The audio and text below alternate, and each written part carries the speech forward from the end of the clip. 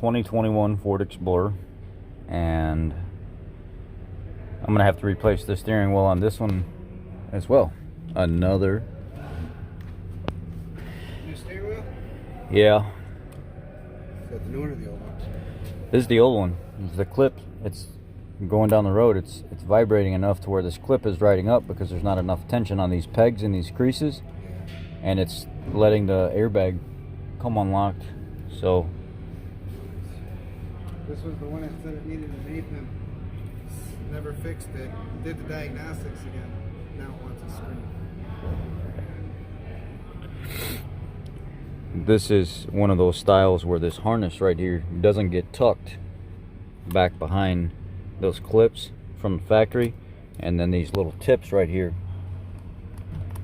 will ride up and down and eat into the harness, and then ground out these switch packs, and then take out your steering column control module down here, and then your clock spring as well.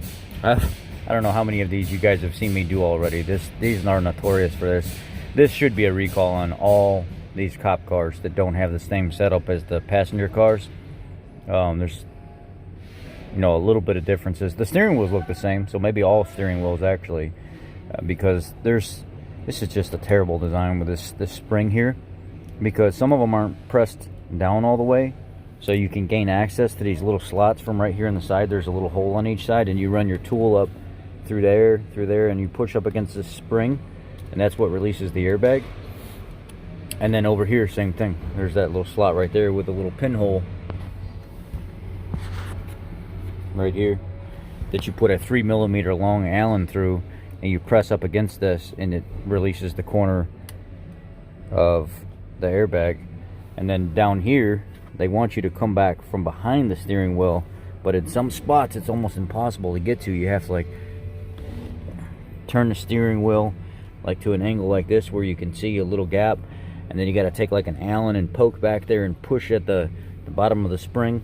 It's almost not even worth it. You're almost better off just grabbing this plastic piece right here, pulling it down out of your way just a little bit, not as far as I did. I had to do it because the spring wasn't releasing from the outside, so I actually had to purposely bend it down and then take a flathead screwdriver and then push up in here and release these as somebody was sitting in the seat pulling on the tabs of the airbag. And then, I could put it back and you'd never know. I'd never have to say anything. And just adjust the spring and bend it all back down into place. But why do that? This vehicle is still under warranty. Just replace it. It's not worth it. So at this point, to rectify the situation, go back, center your steering wheel, unclip your center tab here. This is your harness right here that comes with the steering wheel. This is going to stay with the clock spring when you pull everything out. I think I just grabbed a random Allen. I thought this was a T50 or T55. Let's see. That's it. It's a T50. It's a T50 steering wheel bolt, and literally all you do is, while holding it, zap that out. Go ahead and pull it out.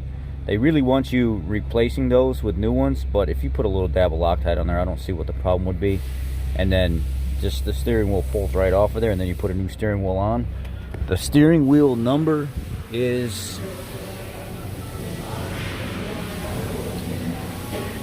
LB5Z3600TA. Let me go ahead and pull all this apart and then install that. Now, I'm not liable for anybody doing this job that is not a certified technician. I want no responsibility in you making the effort to do this and then something happening to you. When you pull the airbag off of here, they say sometimes if you don't depower the system, the airbag could probably go off and hurt you. I'm not gonna lie, I never do that. I almost never do that. In extreme situations when I'm taking apart a lot of stuff and I'm messing, I do. But I'm just very, very careful when I do things. And I may like disconnect the battery for 15-20 minutes and let it power down some. That's what I typically do.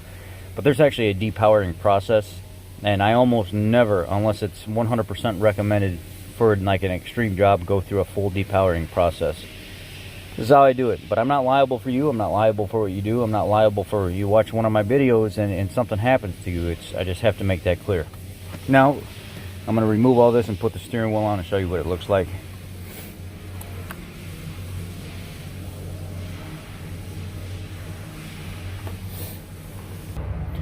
So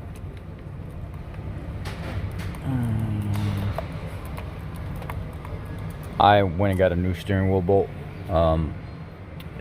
These get torqued to 35 foot-pounds, and then when you put your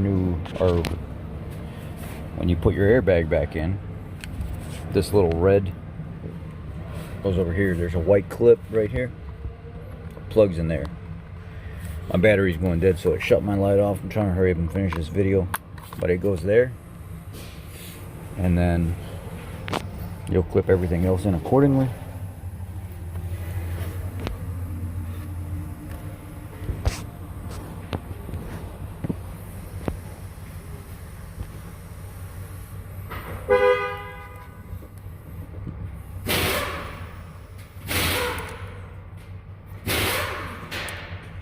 In here, just kind of line your tabs on the front up back there and under here, and then just go like so, and you're in. Done.